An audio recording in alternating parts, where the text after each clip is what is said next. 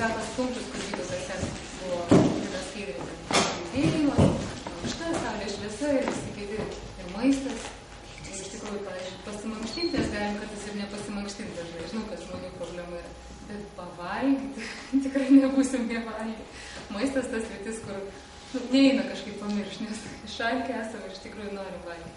Ir dažniausiai maistą renkamės. Bet aš nenoriu pasakyti, kad ir jūs taip renkatės, bet dažnai žmonės renkas pagal tai, ko norisi, ar ne? Pagal tai, kas skanu. O iš tikrųjų valgyti reikėtų tam, kad mes gautume maistingų medžiagų, ar ne? Kad būtų visų pirma sveiki, kad gautume visų svarbių ir baltymų, angliavandenių, riebalų, ir mikroelementų, vitaminų. Bet lygiai taip pat mes galime su maistu gauti ir džiaugsmą. Dievas kūrė mums daug įvairovių, vaisių, daržovių ir iš tikrųjų skonių įvairovių. Jeigu paėmus per dieną visą maistą, kurį mes valgome, tai gaunam su tuo maistu kalorijų. Tai yra energijos, ar ne? Kaip tos kalorijos turėtų pasiskirstyti dienos bėgyje? Iš baltymų turėtume gauti nuo 12 iki 15% kaloringumo. Tai yra per dieną, ką mes suvalgome.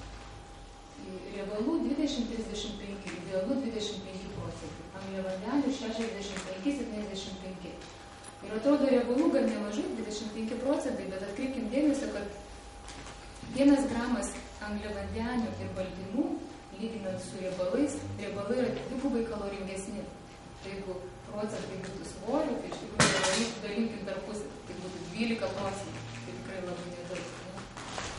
Bet dažnai žmonėm nieko nesako, baltymai, riebalai, angliavandeniai, kur jie, nes mes valgom produktus. Ir dėl to yra sudaryta mitybos piramidė, kurioje tiesiog paprastai vaizdžiai mes galime įsivaizduoti proporcijas, kuriomis ko ir kiek mes turėtume apsivalgyti. Ir dabar daug yra ant duonos mitybos piramidžių. Ir šitą klasikinę mitybos piramidę turi visi produktai. Pagrindas, kaip ir prisimenat, angliavandenių, tai 65%, ar ne? Tai būtų angliavandeniai, tai grūdiniai.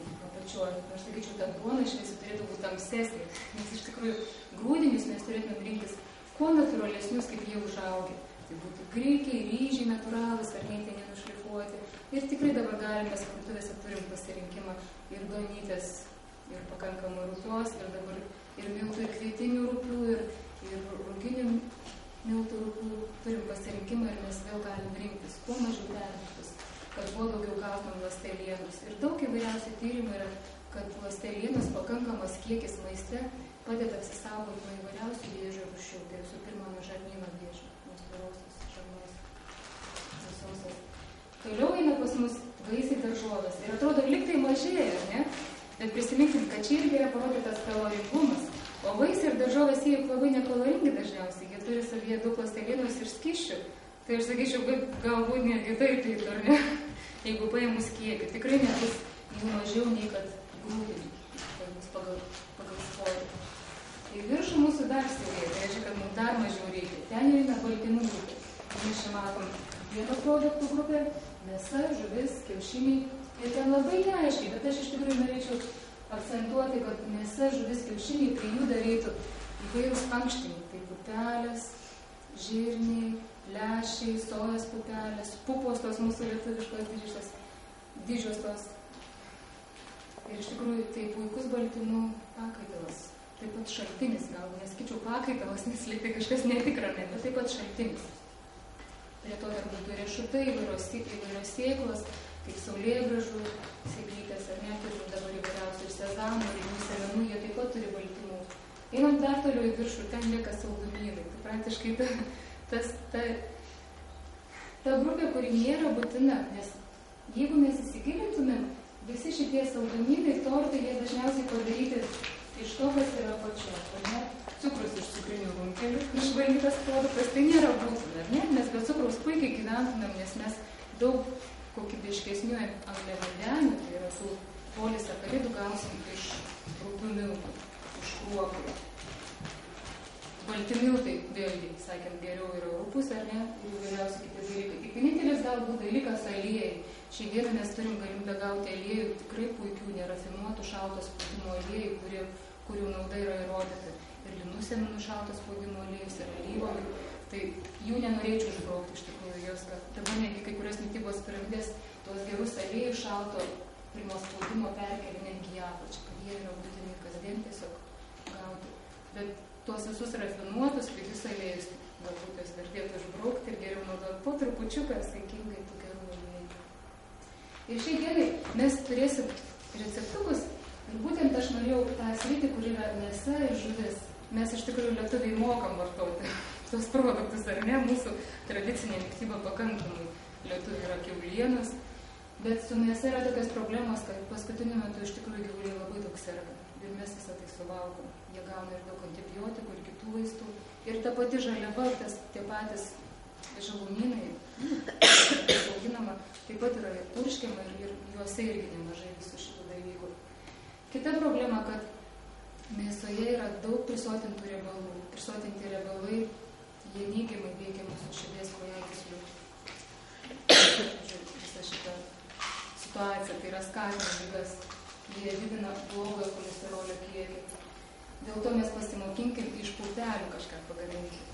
Nes pupelės, jos pakankamai sotus maisto produktas, nes jos gan lėtai virškinasi. Tai puikus baltymų šaltinis. Ir jeigu mes pupelės derinsime dienos bėgiais, arba kad mes gaunam ir pupelės, aš kaip paėmiau galbūt tik tai kaip pavyzdį iš ankštinių. Čia iš esmės ankštinių grupė ir grūdinių grupė. Jeigu mes per dieną valgysim ankštinių ir grūdinių, mes gausim visas būtinas amino rūgštis, tai pilnaverčius baltymus. Gerai. Dabar pereikim prie receptuko. Sojos pupelių paplotėlių. Kodėl aš pasirinkau sojos pupelių? Dėl to, kad lietuviai mes ir pupelių, ir šiaip įvairių mes jau žirnių mokam valgyti, bet sojos pupelių kažkaip mažiau naudojam. Ir tiesiog nusprendžiau, kad būtų galimybė paragauti. Bet visi jie vertingi ir juos visus reikėtų įvairiai naudoti. Svarbu maiste įvairumas. Ko mums reikės? Mums reikės sojos pupelių, svogūną, česnaką, džiūvėsėlių maltų. Čia petražolės žiemos variantas šaldytas, o vasarą mes turim šviežių, šiek tiek aliejaus ir druskytės. Visus ankštinius patogiausiai iš vakaro užsimerkti, tada jie daug trumpiau virs, ar ne? Nes iš tikrųjų, jeigu nemirkytus, jas labai ilgai reikės virti. Dar aš esu susidūrus tokių dalykų, daug žmonės sako, man nuo įvairių ankštinių pilvo pučiu. Ar jūs esate susidūrus, sako, nuo jų meteorizmas. Tai jeigu jūs iš vakaro užmerksite ir ryte nupilsite vandenį, perplausite, tada užpilkite šviežių šaltų vandenį ir pavirkite maždaug apie 10 minučių. Ir vėl nupilkite vandenuką. Perskalaukim ir antrąsyk užpilkim šviežių šaltų vandenį. Ir dar kartą nuvirkim 10 minučių. Nuvirs medžiagos, kurios skatina pilvo pūtimą ir mažiau pūs pilvo. Išbandykit. Galbūt šiek tiek toksai žaidimas, bet iš tikrųjų dėl savo sveikatos verta. Ir pupelės įvairios ir žirniai labai nebrangus produktas, ar ne? Jos išbrinksta, kai išverda iš stiklinės sausų pupelių, išverda 2,5 pupelių išbrinkusi. Tai produktas taupiems žmonėms. Ir šiuo metu krizė, tai yra galimybė taupyti. Ir kas taupot laiką ir galbūt ir dujas, ir mažiau galima virti, tai labai geras puodas yra kaip greitpuodis. Ir dabar jau vėl ateina pas mus įvairiausių greitpuodžių galima nusipirkti, nes daug greičiau išverda. Sojos pupelės gal vienas toks trūkumas yra, kad jos ilgai verda. Norint, kad jos būtų minkštos ir iš jų plak paštetą, lyginant su paprastom pupelėm. Nes greitpuodį aš jas verdu kažkur apie valandą laiko. Šiaip baltymai, jiem temperatūros poveikis nepakenkia baltymam. Bet kai mes žiūrėjome mitybos piramidė ir buvo daržovės ir vaisiai, ar ne? Dienos bėgė labai svarbu gauti pakankamai nemažą kiekį šviežių, nevirtų, netroškintų, šviežių daržovių ir vaisių. Ir ne dėl to, kad, kaip Vytautas sakė, kad mes iš jų tiesiogiai gausime energijos. Bet jeigu mes daržovės šiek tiek apdorojam termiškai, jau apie 50 laipsnių Celsijaus temperatūrai žūsta enzimai, kitaip vadinami fermentai. Ir jeigu mes valgom tik virtą maistą, organizmas turi labai daug naudoti savo enzimų ir fermentų, kad suvirškinti, suskaidyti giliavandenius, baltymus ir suvirškinti tą maistą. Ir tokiu būdu mes prarandam tuos enzimus, fermentus ir jie gali mažiau atlikti atstatomojo darbo mūsų organizme. Jeigu mes valgom šviežio maisto, mes gausim ir C vitamino daugiau, ar ne, nes C vitaminas temperatūra žūsta, ir gausim daug šitų fermentų vadinamų enzimų. Ir mūsų organizmas taupys savo fermentus ir jie galės atlikti, kur yra problemas, taisyti, remontuoti ir su ligom kovoti atnaujinti. Gerai, pupelės išvirkim ir išvirtos pupelės, matote, su matos minkštos. Paspausite ir jos tarp pirščiukų susispausti. Paimkite svogūną česnaką, nusivalykim. Ir mėsmalę. Ar turite mėsmalės? Dabar, kas turi šiuolaikiniai kombainiukai yra, ar ne, tai su kombainais galime sudėtingai. Sumalkim, tada berkim džiūvėsėlius, dėkim druskytės, aliejus ir aliejus, kaip minėjau, geriau šalto, nerafinuoto, petražolių. O vandenuko neskubėkim pilti. Vandenuko pilkim tiek, kiek sugersite šilą, kad nebūtų per skista, ar ne? Tiesiog, nes galbūt pupelės jūsų bus skistesnės, galbūt tirštesnės. Į šitos kotletukus, kurius ragausit, aš dar įdėjau kalendros. Jeigu pajusit skonį, žinokit, kad ten yra kalendra. Jūs galite rinktis, dėti ar nedėti. Šiaip mes nevartojam tokių prieskonių, kurie turi skonio stipriklių. Natrio glutamatą esate turbūt dabar girdėję, iš tikrųjų pataršiu nubraukti ir nepirkti. Ir nevartojam prieskonių aštrių kaip pipirai, juodieji, raudonieji, nes jie erzina skrandžio gleivinę ir taip pat tyrimais įrodyta, kad jie dirgina mūsų nervų sistemą. O šiandieniam pasauliu iš tikrųjų daug kas ir taip mūsų nervus dirgina. Paimkim, padrėkim į ranką ką ir suformuokim paplotėlius. Ir kepkim orkaitį. Kuom gerai yra kepti orkaitį, kad jums nereikia stebėti, keptuvę vartyti ir mums nereikia pilti papildomų riebalų. Mes turim tik tai riebalus, tai kas yra aliejus įpiltas, ar ne? Ir kiek turi pupelės. Iš tikrųjų, pupelės savie turi tikrai nedaug riebalų lyginant su mėsos produktais. Šiaip sojos pupelės iš visų ankštinių jos yra riebiausios, nes jos ir kaip kai paštetą, jeigu kada nors bandysit plakti, tai paštetas jau toks būna, sunku man žodį parinkti, jaučias toks jisai minkščiausias galbūt. Bet tų riebalų tikrai nėra per daug ir tie riebalai gerą turi efektą. Kepti reikėtų apie 200 laipsnių temperatūroje apie pusę valandos. Sojos pupelės pagal tyrimus ištirta, kad turi tokių medžiagų kaip saponinai, ligninai. Tai fitocheminės medžiagos yra labai daug pavadinimų. Žinau, kad vienas pomidoras turi apie 10 fitochemikalų įvairiausių. Bet jos padeda apsisaugoti nuo tam tikrų vėžio rūšių. Konkrečiai tai būtų prostatos ir krūties vėžio. Tose šalyse, kur daug valgo sojos produktų, ten daug daugiau mažiau būtent šios rūšies vėžio susirgimų. Po to dar jau tyrimais ištirta yra, kad sojos pupelės padeda mažinti širdies kraujagyslių ligų riziką. Ir Jungtinių Amerikos valstijų maisto ir vaistų administracija yra išdavus leidimą, kad tie gamintojai, kurie parduoda produktus, kuriuose daug sojos baltymų, gali dėti etiketę, kad šitas produktas mažina širdies kraujagyslių ligų riziką.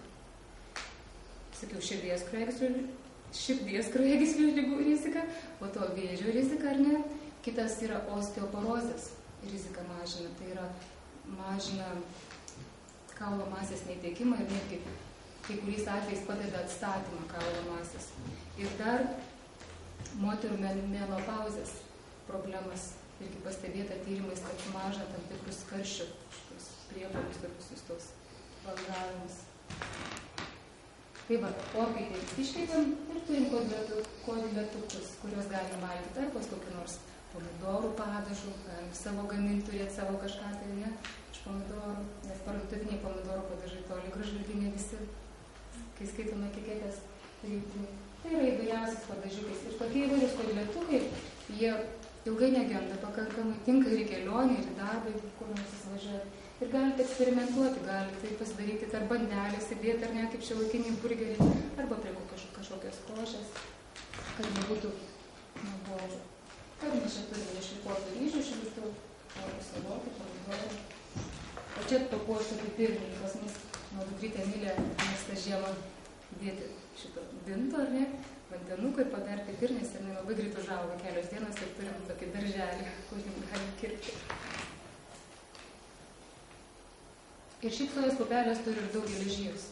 Tik tai, kad geležis įsisavintų, kartu su valgiu mes turim gauti pakankamai C vitaminų. Bet jeigu mes valgysim šviežių daržovių porciją, tai mes C vitamino gausim.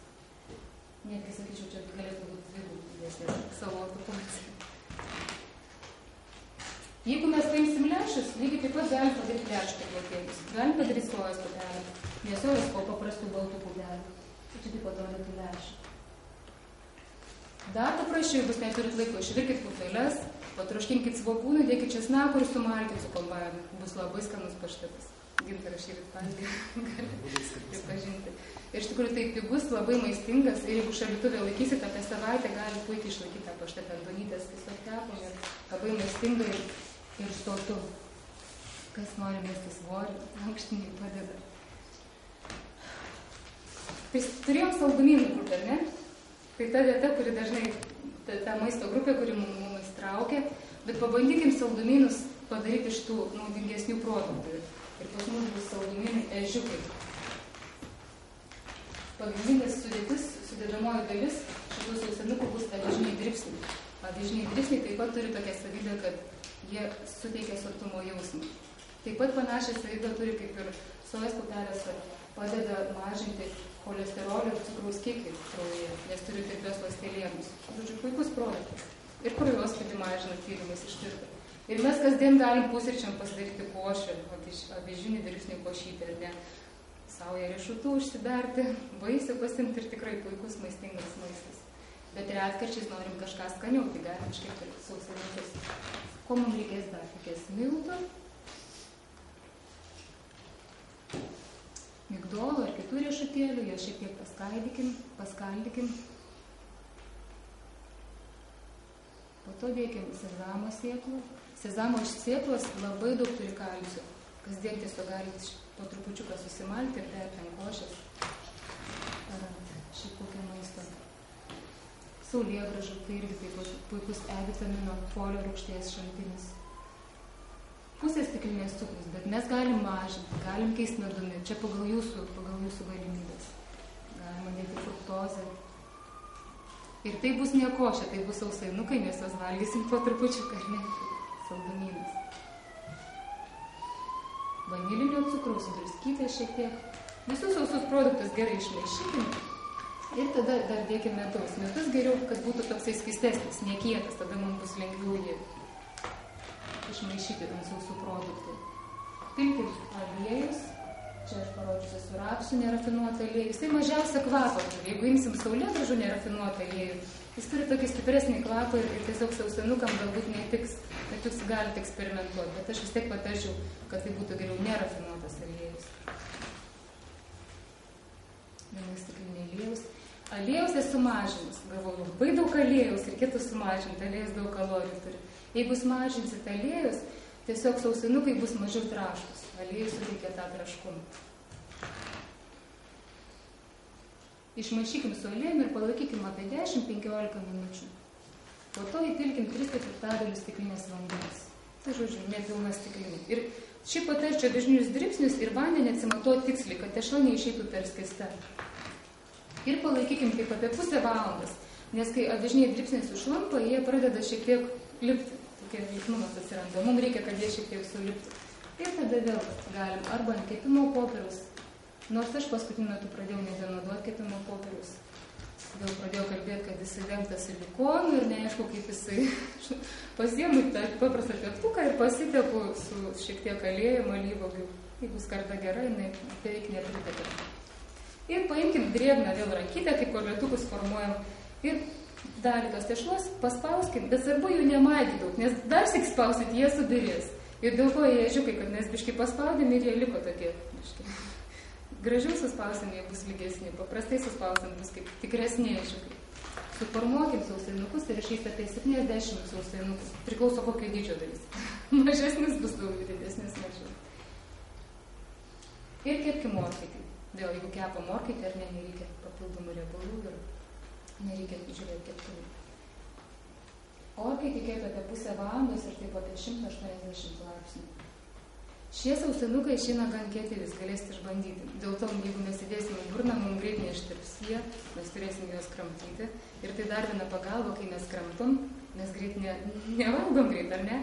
Ir be kramtant mes pajaučiam sotumo jausmą. Tai reiškia, kad mes nepersivalgom, kramtant mes stiprinam mūsų dantis nuo kramtimo. Jie geriau maitinami yra. Ir ką dar šiek tiek pasakyti? Jūs patys pasakysit, kaip paragausit.